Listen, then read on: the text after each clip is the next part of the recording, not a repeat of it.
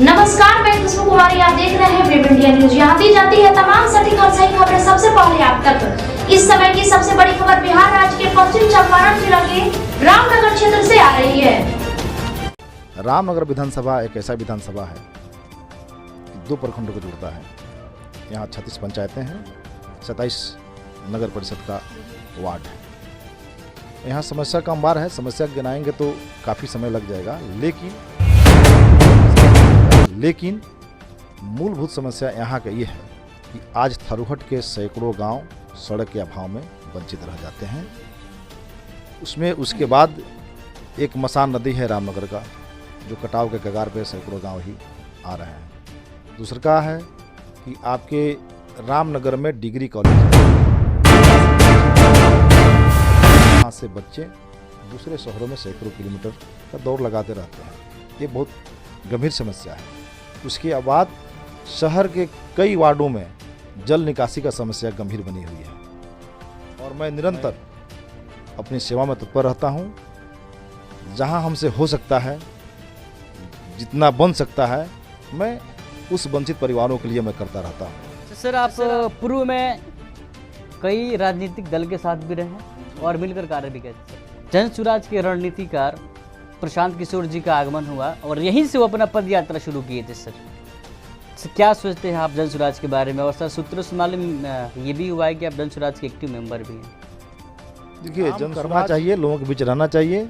मुझे किसी पद और किसी चीज़ की लालच नहीं है। मेरा एक ही लालच है कि हम जनता की सेवा कर सकें, लोगों के बीच बने रहें, उनकी सेवा करते रहें। जो आने वाला चुनाव है विधानसभा का, इसमें संभावी विधायक प्रत्याशी के आप भी दावेदार माने जा रहे हैं, इस पर आपकी क्या राय है? सर, आप लोगों की बड़प्पन है। अपने क्षेत्र की जनता को धन्यवाद देना चाहूँगा, रामनगर विधानसभा को, कि इस लायक मुझे समझ रहे हैं, और आपके चैनल को भी मैं धन्यवाद देना चाहूँगा कि इस लायक मुझे समझ रहे हैं, और बाकी तय करना जनता की और हमारे नेता। वेलकम बैक, मैं रईस और आप देख रहे हैं वेब इंडिया न्यूज़।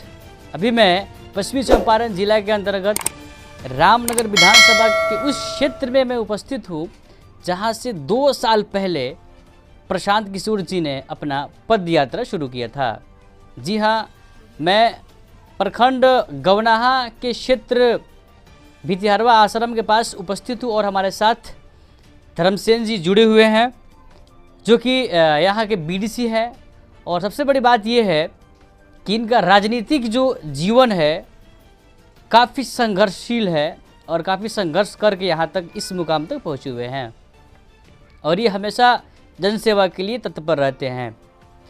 सर, स्वागत है आपका हमारा वेब इंडिया न्यूज़ चैनल में कि आप अपना प्रीशियस समय निकाल कर हमें दिए। सर, मैं चाहूँगा सर आप अपना छोटा सा एक परिचय दें। सबसे पहले आपके चैनल को और आप लोगों को नमस्कार, और दर्शकों का नमस्कार। मेरा घर जिस क्षेत्र में पड़ता है वह सुदूर इलाका है थरूहट का। मेरा नाम धर्मसेन हुआ और मैं लगभग आज 25 सालों से राजनीतिक जीवन में अपना संघर्ष कर रहा हूँ, और यहाँ की समस्या मूलभूत से वंचित रहा है। आज थरूहट क्षेत्र का 50 गांव बुनियादी सुविधाओं से वंचित है। ये आप जानते हैं, घूम कर देखिएगा तो पता लग जाएगा। रामनगर विधानसभा एक ऐसा विधानसभा है कि 2 प्रखंडों को जोड़ता है। यहाँ 36 पंचायतें हैं, 27 नगर परिषद का वार्ड है। यहाँ समस्या का अंबार है, समस्या गिनाएंगे तो काफ़ी समय लग जाएगा, लेकिन मूलभूत समस्या यहाँ का ये है कि आज थरूहट के सैकड़ों गांव सड़क के अभाव में वंचित रह जाते हैं। उसमें उसके बाद एक मसान नदी है रामनगर का, जो कटाव के कगार पे सैकड़ों गांव ही आ रहे हैं। दूसरा का है कि आपके रामनगर में डिग्री कॉलेज नहीं है, जहाँ से बच्चे दूसरे शहरों में सैकड़ों किलोमीटर का दौड़ लगाते रहते हैं। ये बहुत गंभीर समस्या है। उसके बाद शहर के कई वार्डों में जल निकासी का समस्या गंभीर बनी हुई है। मैं आपके चैनल के माध्यम से सभी अधिकारियों को, नेताओं को ध्यान आकर्षित करना चाहूँगा कि कम से कम देखें, समस्याओं को सुनें, और मैं निरंतर अपनी सेवा में तत्पर रहता हूँ। जहाँ हमसे हो सकता है, जितना बन सकता है, मैं उस वंचित परिवारों के लिए मैं करता रहता हूँ।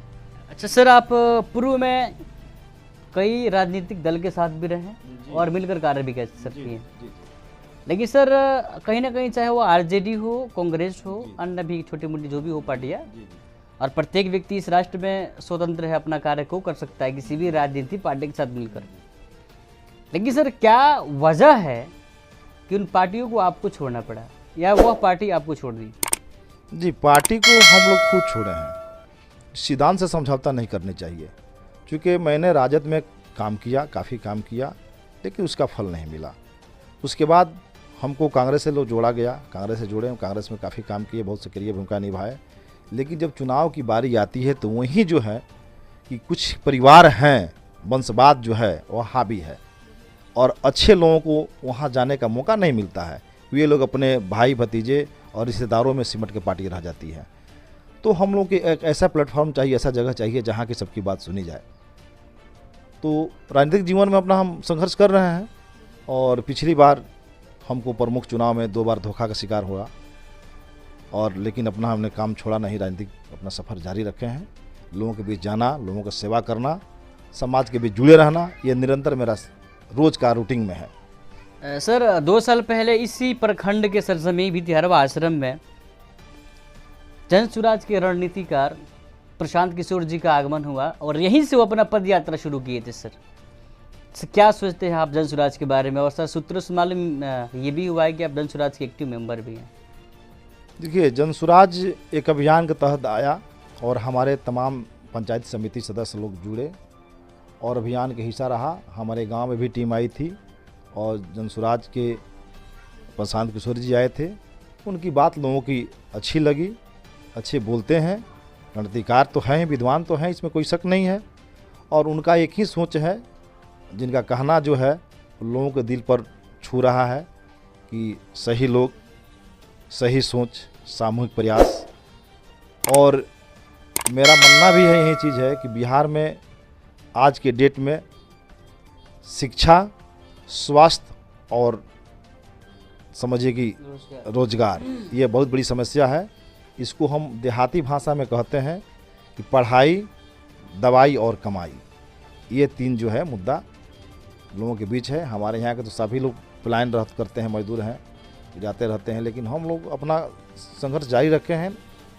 लोगों को बीच जाते हैं, उनकी समस्या सुनते हैं, समस्या को निदान जहाँ से हो सकता है, जैसे हो सकता है, अपने स्तर से हम लोग करते रहते हैं। सर 2 पार्टियों के साथ आप अपने राजनीतिक जीवन शुरू किए, आरजेडी, कांग्रेस। क्या आपको लगता है कि यदि आप जन स्वराज के हिस्सेदार होंगे या आप इसके साथ कार्य करेंगे कि जो हमारे पूर्वजों ने भारत आज़ाद होने से पहले ख्वाब देख रखा था कि एक हसीन हिंदुस्तान बनाया जाएगा, कि वो मतलब ख्वाब पूरा हो पाएगा जन स्वराज को आने के बाद सत्ता में? देखिए, आदमी को महत्वाकांक्षी होना चाहिए, ये बात सही है, लेकिन काम करने के लिए पार्टी और जाति और धर्म नहीं होना चाहिए। लोगों की नीयत होनी चाहिए, काम करना चाहिए, लोगों के बीच रहना चाहिए।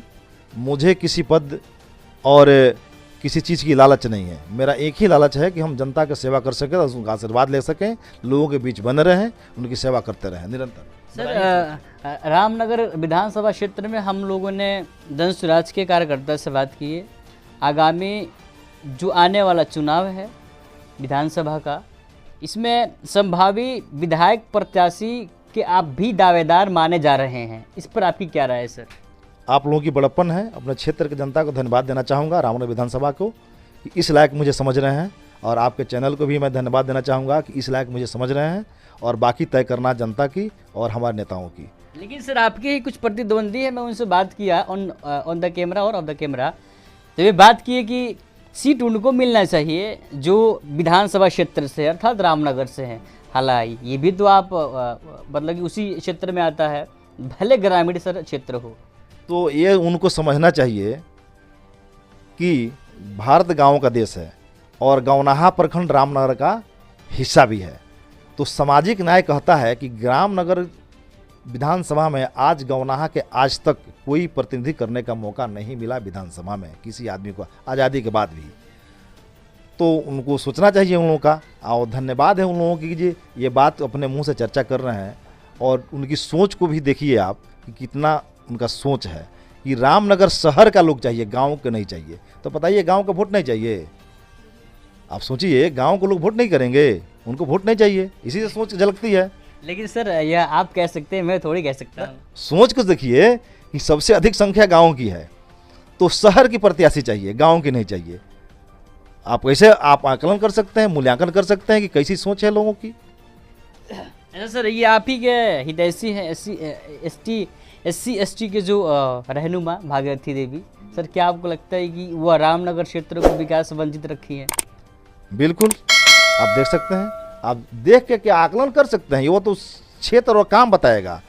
हम क्या कहें किसी के बारे में, वो सम्मानित है, माननीय है, लेकिन हम लोग किसी की शिकायत नहीं करते हैं।